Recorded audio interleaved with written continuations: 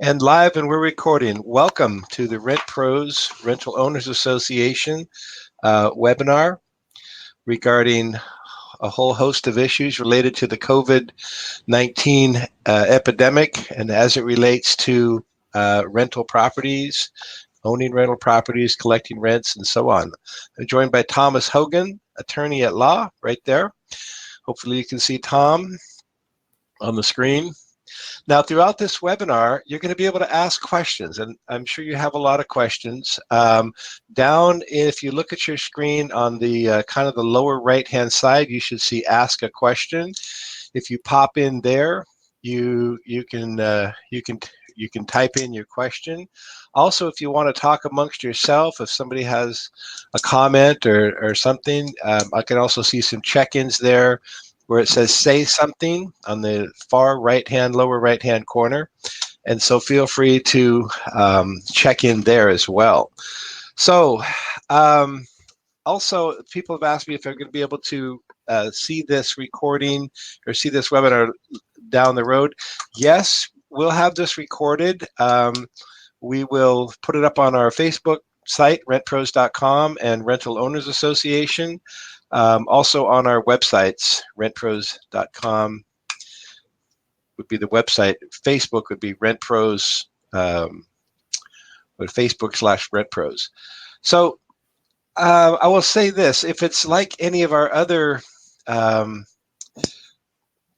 presentations that we've done, Tom and I did a radio show a while back. We've done a couple of these webinars and seminars. They tend to outdate themselves very quickly. In fact, Tom, you and I did a radio show 2 weeks ago. We had to pre-record it because we couldn't go to the studio, and we pre-recorded the show, a 1-hour show, Friday morning. And that afternoon, Governor Newsom came out with some announcements that I won't say negated everything we said, but had an effect on it, correct? Significant effect, and it changed literally overnight. So, I will tell you, we've had the same problem today, and we're going to talk about that because there was a big change yesterday occurred. We found out about it this morning. I had to write this down. California Judicial Council made a ruling that greatly affected what we were going to tell you today. So the PowerPoint that we had set up was no longer valid, no longer true, no longer in effect. And so we put together some things for you, and we're going to talk about the biggest change that happened last night. That really was a game changer for how landlords can handle rent collections and so on. But first, I want to give you a little update. And if we look at rent collections, if we look at just my tenants, I have about 1,000 tenants in my property management company. We see that over 50% of them have had layoffs this month, just in the last 3 or 4 weeks. About 50%, 60% report not having a savings, and so they are living month to month. The good news is today is the 7th of the month, and I have collected about almost 95% of our rents for the month. So we usually collect about $1.5 million. We're just about 100 short right now. That's actually very normal. Actually, that's better than last month. That's better than a lot of months. Tenants seem to be a little more diligent in getting their rent in, at least for now. The concern is next month, right? Am I going to get the rent next month? If tenants, especially if they're living month to month. So pay attention, especially to the new rule, the new change from last night. When tenants can't pay or they're concerned about paying rent, we are making some suggestions maybe you'll want to do, and that is allowing the tenants to pay by credit card. Tenants are able to pay rent by credit card. It's not that desirable because there's a fee associated with that through their credit card company, not through us, but through their credit card company. Some tenants I know have gotten personal loans from family members, from banks, lines of credit. And keep in mind, remind tenants too, if they're telling you I can't pay the rent, remind them now they're going to get some individual checks from the U.S. government, right, Tom? The amount of $1,200 per individual, plus $500 a child. So a family of 4, 2 adults and 2 children, for example, that's $3,400. So we've had a number of tenants pay partial rent, and then anticipating paying the remainder of their rent when those individual checks come in. Also, we're reminding tenants that unemployment benefits will increase. Currently, employment benefits are running about $300, and the ones I've seen about $350 a month. But starting April 1st, that should be increased to a maximum of another $600, so almost $1,000 a month per individual. So we're just encouraging tenants to manage their money carefully. This isn't mad money that they're getting, and I think my observation is that at least the tenants in our organization, and like I said, we have about 1,000 of them. They are pretty diligent about understanding they need to get the rent paid. Couple of the things that I've noticed. Some of my clients have been calling me, and I've heard some in the Rental Owners Association calling and discussing, well, should I contact my tenant? I'm going to call them and tell them, hey, you got to have the rent in, and I want to know what they do for a living, and have they been laid off? Honestly, I've chose not to do that, and I'm recommending to not do that for the fact that you have a lease agreement, right? The lease agreement is still in effect, right, Tom?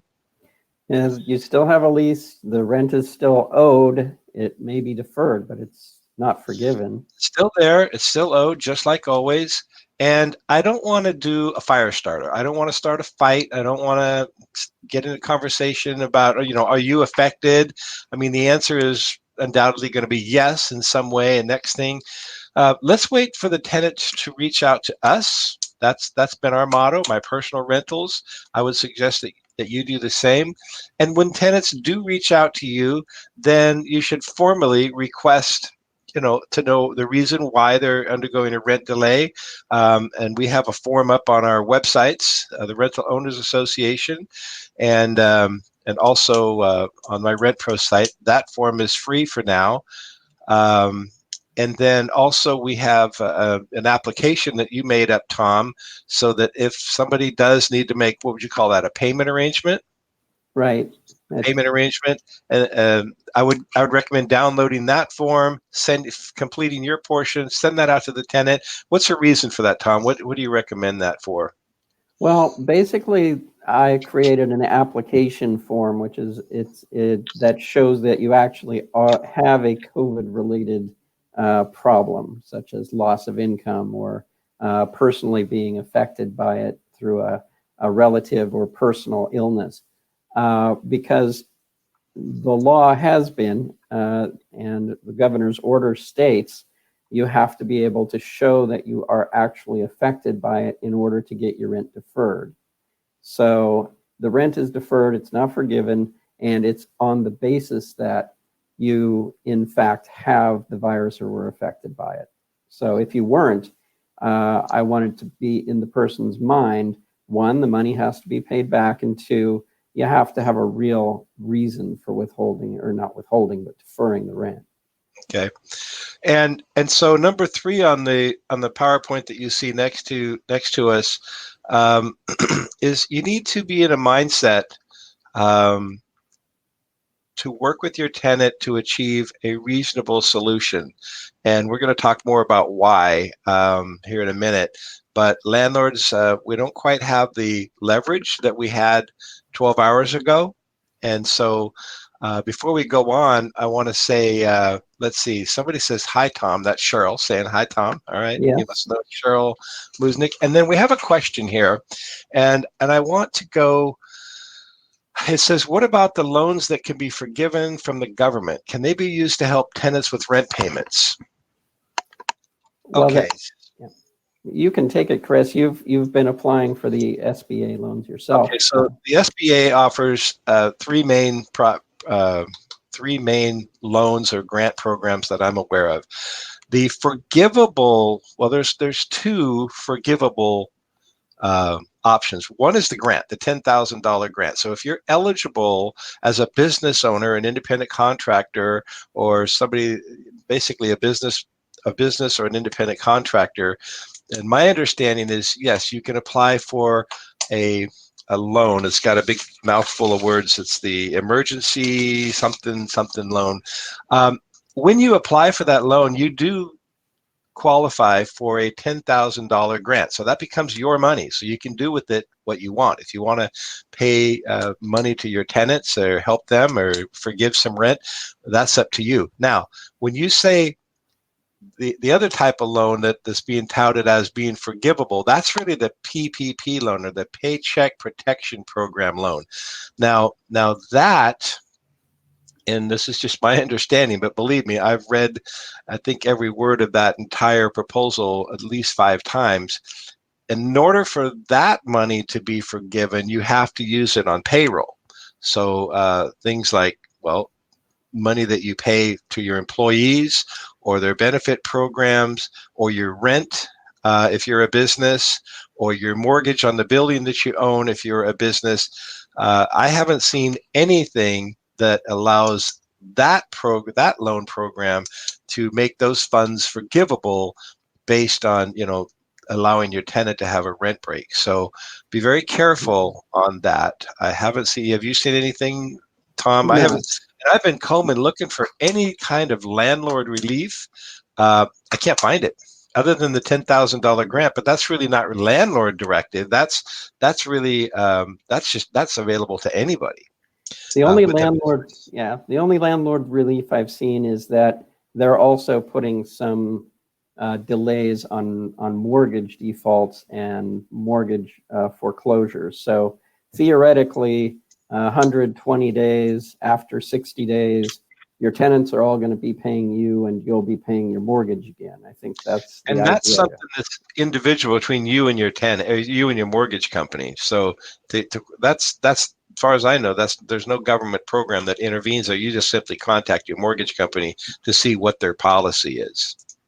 Well, they did put in the Judicial Council order that evictions and foreclosures, judicial foreclosures, are both basically on moratorium, except very limited circumstances. But most foreclosures are not judicial processes anyway. Okay. All right. Before we get to the big issue here, one more thing that I've seen from conversations with those in the Rental Owners Association in calling and just chatting is we're talking about 3 things here that I'm recommending you don't do unless you absolutely have to. So property inspections, just the annual property inspections. We're not doing those right now. I think that that's going to cause you to be close to a tenant, in personal contact with them, their children, their pets. Not a good idea. The recommendation throughout the industry is to not be doing in-person inspections right now. Property repairs, of course, we have to do urgent property repairs. Anything that's causing damage to the property, going to cause a health and safety issue, we do those. But if somebody calls and the mini blind's not working well, or I don't know, something minor that can wait, we're putting those, we're filling out work orders, we're putting them on the side. We're not sending people out, that is repairmen out for those kind of issues right now. Only urgent matters are we doing repairs. The other thing we're not doing, if you have a vacant property, is we're not showing. We don't recommend that you show the property, as we used to. Open the door, 2 or 3 people walk in, you talk, you're giving out applications. Everything now, it's recommended that it become virtual. Go in, take a lot of pictures, take some video, put that up on the web, put it right there on Zillow or wherever you advertise your rentals. This has become the norm. Tenants accept it. I know in my case, we've rented many, 10, 30 properties right now, at least, where the applicant has not even been in the property until they've seen it online, applied, completed all the contracts, paid, picked up the key through the mail drop, and gone to the property and opened the door. And that's working out just fine. It's the new norm for right now. So just be confident that that'll work just as well as the personal showings did in the past. Okay, Tom, so this is kind of what you were just alluding to, rent collections and evictions, and I see we've already got some questions here. What is the policy law right now for providing a notice to vacate not a formal eviction? And then is it still necessary to watch the timelines for the 3-day notice? So with that, why don't you talk about the new directive that came out last night through the California Judicial Council? And I'm calling it a directive, but is it really a law right now? Well, how would you characterize this? okay. Well, the Judicial Council basically carries out the orders of the Supreme Court of California. So the Supreme Court of California regulates the courts. And so it's not a statute. What it is it's how the courts will function. The courts have been ordered to stop processing evictions. They've been ordered not to issue summonses during the period of the state of emergency unless the plaintiff can show that there is an actual public health and safety issue. So for any reason, so let's say that my tenant is not affected financially. They're still getting full pay. They've got $200,000 in the bank.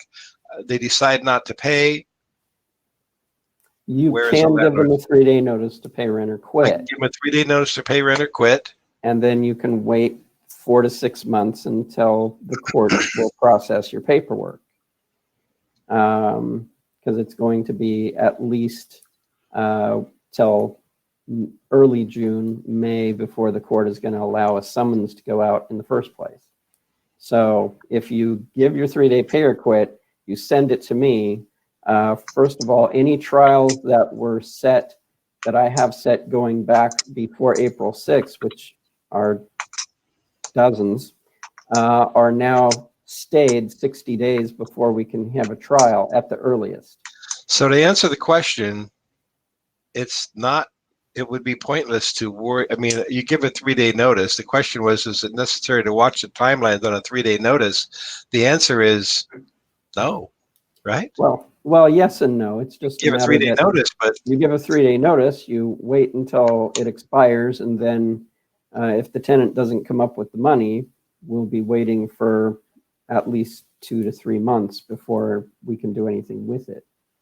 At this point, unless they change it again, which they can do without notice. So they, meaning the governor, the court, yeah. In this case, the Supreme Court. Right.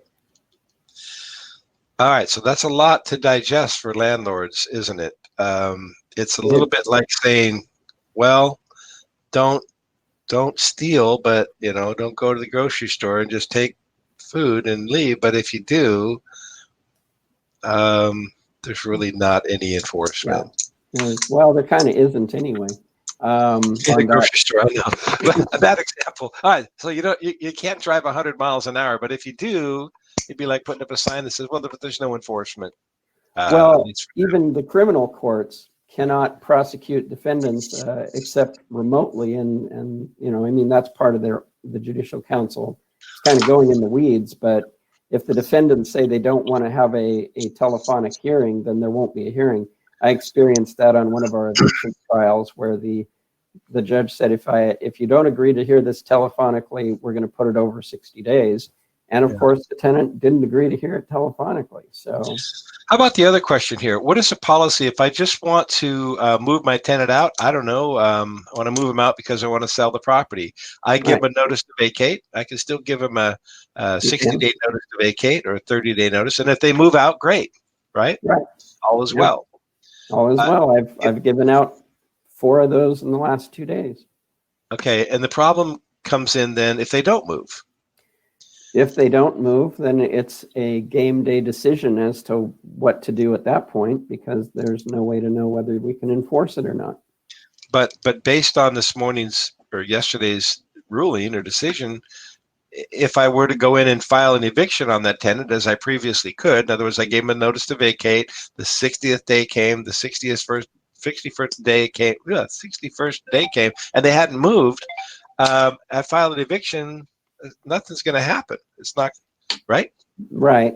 The only cases that we can push forward are if the tenant is actually committing crimes, where we have one case where the POP officer called and said there are drive-by shootings, there's drug activity.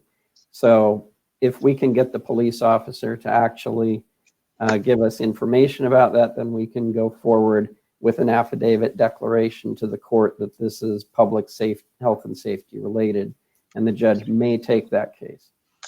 Okay, but in general, it's going to be a negotiation between the tenant and the landlord. And that's why I was saying in my earlier slide, you really need to focus on working with the tenant. Hopefully you have a good relationship with them. If you don't, you might want to try to repair that, because they hold a lot of cards right now. If you want to put it that way, right? I mean, if they don't want to pay, there's really nothing you're going to do about it if that's the only issue with that tenant. Am I right? At this point, even if don't have a COVID virus related issue, like the example you just gave, you give them the 3-day pay or quit and they say, not going to do it.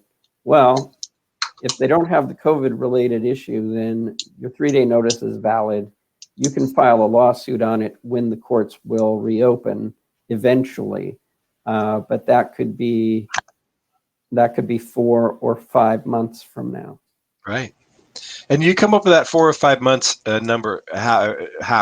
Wasn't it assuming that the COVID epidemic lasts through June 30th, and then it's 180 days beyond that, so 3 months beyond that? Or how long? Well, 90 days? Sorry. It's a 90-day order, but they're talking about that it's going to last at least 60 to 90 days beyond the end of the emergency. Okay. So the emergency, who knows when that's going to end? Right. Another question. Jason's asking, what documentation is acceptable for providing a hardship? I assume he means for documenting a hardship. And there is no specified required. Well, there's no documentation that's required. Well, you take the question. There is documentation required. It's required in both the City of Sacramento provision that says they'll have 120 days after the emergency is declared over to make to get their rent paid up. Right. So if you make a payment arrangement, it's a 4-month payment arrangement for the back rent. They do have to come up with specific items you can ask for, such as if they say, I have been diagnosed with the virus, you have them send a caregiver statement, and that apparently that has been approved. So it's not a HEPA violation. And the other is income. So if they have a letter from their boss, a letter from their, or even a statement that says, I was making, for instance, somebody today asked the person's an Uber driver, how do they show their loss? Well, in January, I made, $80,000. In February, I made $78,000. In March, I made $0. So if you have a P&L statement, you can do it with that. Let me interrupt for a second. So the reason I was kind of saying, well, there is no documentation is because isn't it all moot? Let's say somebody tells me I can't pay my rent because I got laid off. And I say, great, send me documentation. And they don't send me documentation. There's nothing I can do. I mean, I can't file an eviction. In other words, a week ago, well, actually 2 days ago, if they didn't give me something, I could file as if just they didn't pay rent, just like I could any other time prior to the COVID epidemic. But now that, in light of yesterday's ruling, if they don't provide documentation, there's really nothing I can do. Right? It'd be nice to have it, I suppose. I don't even know why it would be nice to have it now. It kind of doesn't the ruling kind of negate our whole? See, we got to step out of this because we had this whole PowerPoint all set up to show and forms and everything. Yeah. And now it's all. What you're describing is a distinction without a difference. That yes, there is a difference between somebody who just won't pay the rent and somebody who is seriously affected. So in your example, where somebody has a good job, still has a good job, let's say they work for the government, they're teleworking, they're making exactly the same money, They have nothing to show. That person gets a 3-day notice. That notice expires.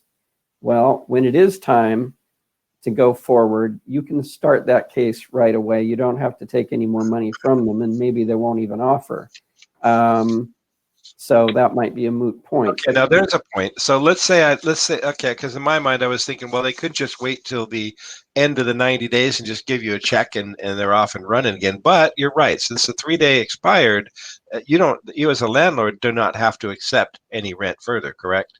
You could turn it down. You could so you go down the road 3 months. They offer you 3 months of rent. Sorry for the imposition. COVID's over. And here's your money. You could turn it down. I don't know that you would do that. I don't know why you would, unless there were other issues involved. But yeah, if you want justice. If you want justice, I think that world is maybe past. So, okay, so it's. I hope that clears it up as best we can based on this, just getting this information. You were sitting here reading the bill less than an hour ago, and now we're trying to clarify it. So the one thing I can tell you and tell anybody out there listening is this is not the end all. This is going to change and keep changing and keep changing. That's been our experience. I was listening to a program last night. They were surmising the future on all of this. And if you think about it, as we know as property managers and landlords for 30 years, and if you're out there listening and you've been a landlord for a long time, you know what happens when a tenant gets behind. When the tenant gets behind, it's really, really hard to catch up. And so when somebody gets behind 1 month, especially 2 months, we know that hope is pretty much all gone for that tenant to really be able to catch up. So even if the state were to come in and say, well, okay, they're $2,500 behind, now they have 2 years to catch up, that's $100 a month. That's a long time to expect that extra $100 to come in. Tenants run into other issues, and as a rule, there's always some issue, at least once a year, that sets them back a little bit. So the odds of them really catching up is not good. So we're urging you to work with your tenants very diligently and in good faith to try and achieve, point out their options for paying, other options for paying, loans and their direct payments that they get from the government. I don't know, send them a batch of cookies or something. Try to keep on a good relationship so you stay high up on that list of things to do and bills to pay. And so hopefully they're gonna stick around, make it through this, and be able to stick around long after. Anything else, Tom, that we can add at this point? I'm sure we'll be reading more and get more directives, but if there's anything else. Well, yeah, actually, I have cases where the individuals are on payment plans already from months ago. Sure. And one of my payment plan people was supposed to make a $3,500 payment yesterday, and they came in with $2,300.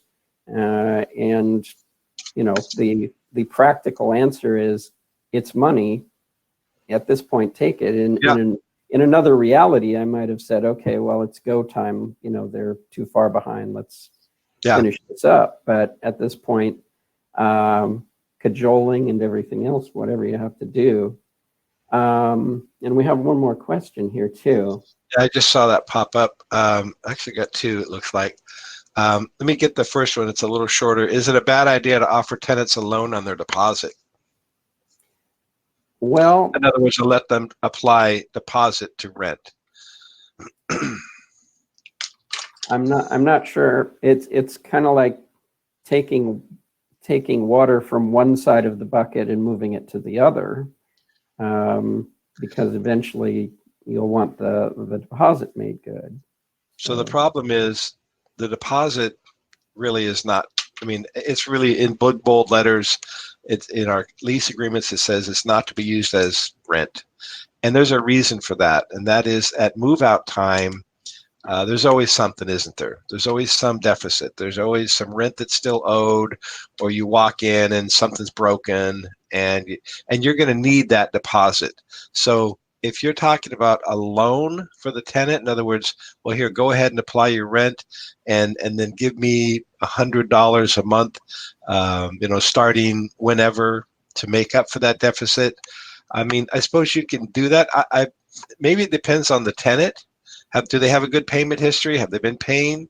I mean, you're offering a personal loan. There's got to be some underwriting, if you will, in terms of what are the chances of getting this loan repaid. I'd be very careful about doing that. Would I do it myself? Like I say, maybe for the right situation where I truly believed I was going to get made whole. In cases where I've seen landlords do that for other reasons in the past, no, I haven't really seen it work out. But we haven't been through this either, so I don't know. I don't know. And it just becomes a situation where you're either having them make an agreement to pay back the deposit, or you're having them make an agreement to pay back the rent. It's kind of, like I said, it's water. Which side of the bucket do you want the water to come out of? So we've been on about 30 minutes here. Let me take this question. Tenant is a leasee, daughter is occupant. Okay. Tenant does not live in the premises. If the tenant cannot prove a reason why not paying rent, can I evict occupant who is the only one living in the premises? Well, there's one way to answer that under normal circumstances, but based on what we just said, Tom, the answer is? Well, let me make sure I have it right. The tenant who signed the lease doesn't live there anymore? Right, or the daughter lives there, right. Tenant's daughter. So that's the old leave behind. Yeah, I know.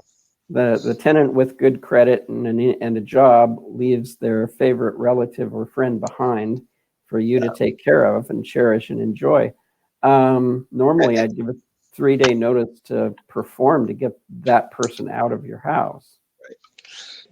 Right. And let's take a step back. I mean, the proper way to do this from the beginning was, if that daughter is over 18, which I assume if she's living there alone, I would add her to the lease, right? If I'm gonna like the tenant well enough to rent to the tenant based on their qualifications, and they have a 19, 20-year-old daughter, for example, that wants to live there, I'm putting her on the lease. What if she has bad credit? I'm putting her on the lease. Why? Mm-hmm. Because I want her on the lease. I want her personal information, first of all, in case I need to go to the court over some issue. And second of all, if I do ever get a judgment, I want it on as many people as possible. So I'm going to put that daughter on there. If the daughter's not on the lease, and that's what it sounds like here, well, yeah, you would go back to the original occupant, that is, the tenant who signed the lease, and say, hey, the rent's not paid. I'm going to start an eviction.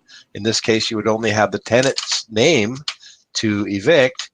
But in today's world, based on, the news here today, the answer is you can do virtually nothing. You can give them a 3-day notice, but that's about it. Yeah, we couldn't proceed on it anytime soon. I guess the real question is, what kind of individual have you been left with? Because, if once you've started taking the rent, knowing that the place has been sublet, you've accepted whoever is subletting. They're your tenant now. And let's go back to this question, because it says, can I evict the occupant who's not even on the lease? Well, you couldn't file the unlawful detainer in that occupant's name, could you? Oh, you could. You can include them, I suppose, but you're still going to have to include the name of the leasee. Yeah, there's a lot baked into that cake. One of the things that lawyers. Well, ask a question. Yes or no? No, there's no such thing. I know. Go ahead. Yeah, no, not in this kind of situation. I know. Is the old tenant gone? Did they give you a notice saying they had left? Because if they leave behind a subtenant, they're still there legally, unless you start taking that subtenant's money and start accepting that subtenant as a person, in which case mom is now off the hook, and you've got possibly the drug-addicted living in your place. Mom's off the hook, what, by implication or something? I mean, by... No, No, mom gives a 30-day. It's a month-to-month Oh, mom gave it tenancy. 30 days. I didn't follow your scenario. Okay, fine. I don't think Yeah. that happened Or here. This mom is just says, I don't live there anymore. And I've had clients who have done that, try to sue mom because daughter and son or somebody else was there. And once you've accepted the fact that they're there and you've started behaving as if they're your tenant, then mom isn't there anymore. I can't evict her anymore. She doesn't live there anymore. So if you have a complicated situation, or a situation you think you might need legal advice on, we have a couple of attorneys associated with the Rental Owners Association, Hogan, Tom M. Hogan. Thomas M. Hogan, yes. Thomas M. Hogan. There's two Tom Hogans in town.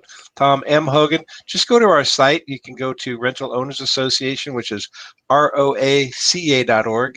Or let me see if it's on our next slide here. It's not there, but ROACA. Or you go to rentpros.com. Tom is also there. And or you can email me and I'll get you in touch with Tom. And you may need to sit down for a 30-minute consultation. You may not. But either way, if you have a question, especially if you have a tenant, Tom, the only time evictions are allowed as per this directive right now is if the tenant's engaging in something quite illegal, and Right. and then I don't know what the time frames on that are, how difficult that's going to be. Police reports, I'm sure there's going to be a lot of documentation. Even that's probably going to be fairly difficult, I'm going to guess. I'm going to guess it is because it has been. The sheriff won't do lockouts at this point unless you actually get not only a writ from the court that says, go and do this, but also a writ and an order that says this must be done. Right. So it's a multi-phase system at this point. What's your phone number, Tom? 916-929-2255. 929-2255. And I'm just Chris at rentpros.com. And if you're with the Rental Owners Association, I'm Chris at roaca.org. Lots of ways to reach us. Reach out. Thanks a lot for listening. I hope it was helpful, and I'm sure that there's going to be some updates. So we'll do some short little info bursts as well. Okay? Changes by the hour. All right. Thank you.